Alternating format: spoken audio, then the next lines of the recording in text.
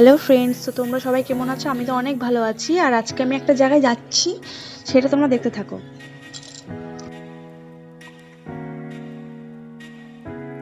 স্নান টান সেরে আমি পুজো টুজো দিয়ে নিয়েছি। আর এই দেখো কাকি এদিকে বেরিয়েও পড়েছে।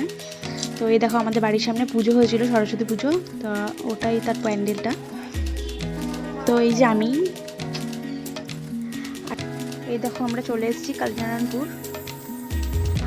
তো এই ব্রিজটার উপর দিয়ে যেতে হয় ওই পারে। আর এই দেখো আমরা চলে যাচ্ছি ওইখানে।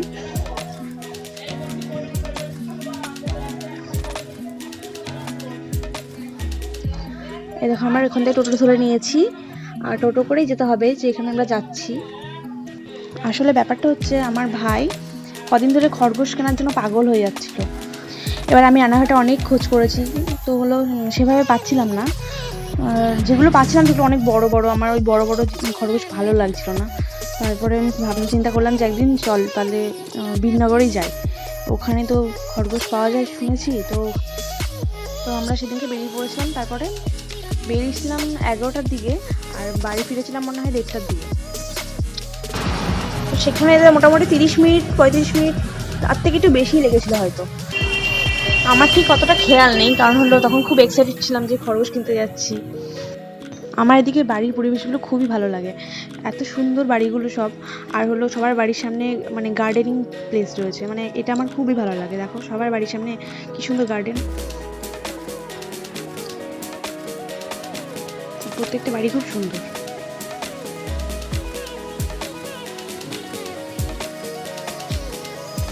তো এই দেখো আমরা মেন রোডে চলে এসেছি, মানে বীরনগর ঢুকে গেছিলাম।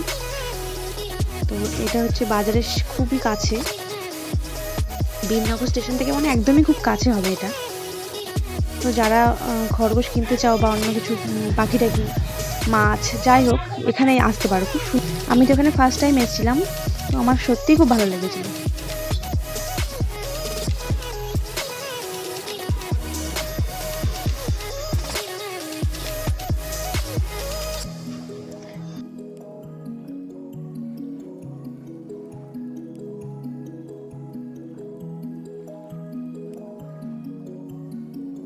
তো এই দেখো আমরা এই বাজারটা ঢুকেই গেছি, আর এই দেখো কি সুন্দর এখানে সবকিছু বিক্রি হচ্ছে।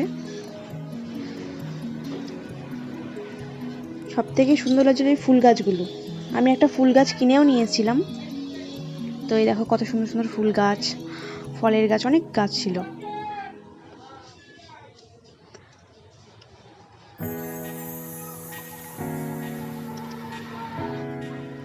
আর এই দেখো, তো দেখো আমরা তো সেই জায়গাটায় চলেই এসেছি।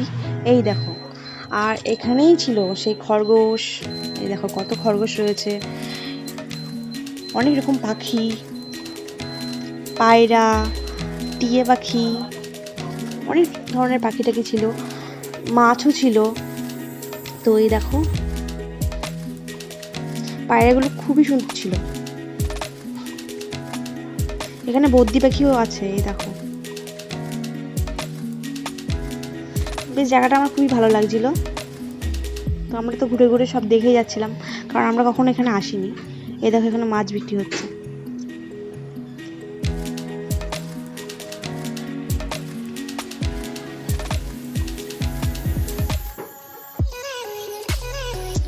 এবার ফাইনালি চলে এসেছি যাকে আমরা নিতে এসেছি তার কাছে। তো এই দেখো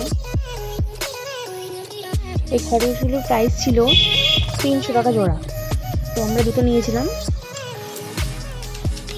এই দেখো আমরা দাম করছিলাম তখন, আর হলো কোনটা ভালো ঠিকঠাক আছে। তো এরপর আমরা, তো এই দেখো চলে এসেছি নিয়ে এদেরকে, এদের দুজনকে আমরা নিয়েছিলাম। তো আমার ভাই তখনও জানে না যে আমরা খরগোশ নিয়ে এসেছি, তো ওকে সারপ্রাইজ দেওয়া ছিল। কারণ হলো ও অনেকদিন ধরে আমার কাছে বায়না করছিল দিদি একটা খরগোশ খুঁজেতে খুঁজেতে। তারপরে দেখো ওকে সারপ্রাইজ দিচ্ছিলাম আমরা। তো দেখে মানে খুব খুশি হয়েছিল, ও কতদিন ধরে বলছে যে দিদি একটা খরগোশ এনে দে, খরগোশ এনে দে। ওই দেখো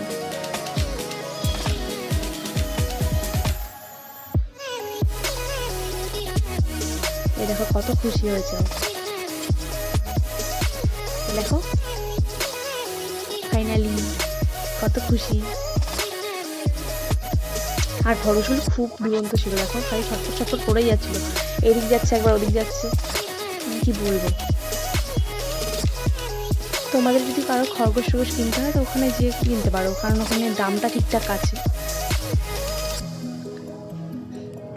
অনেক ধরনের পাখিও পাওয়া যায়, পাখিগুলো খুব মানে দাম ঠিকঠাক আছে। তো এই দেখো কি দুরন্ত ছিল দুটো খরগোশ। তো আমার ভিডিওটা যদি ভালো লেগে থাকে তো অবশ্যই আমার ভিডিওতে comment and like and share অবশ্যই করো। By friends.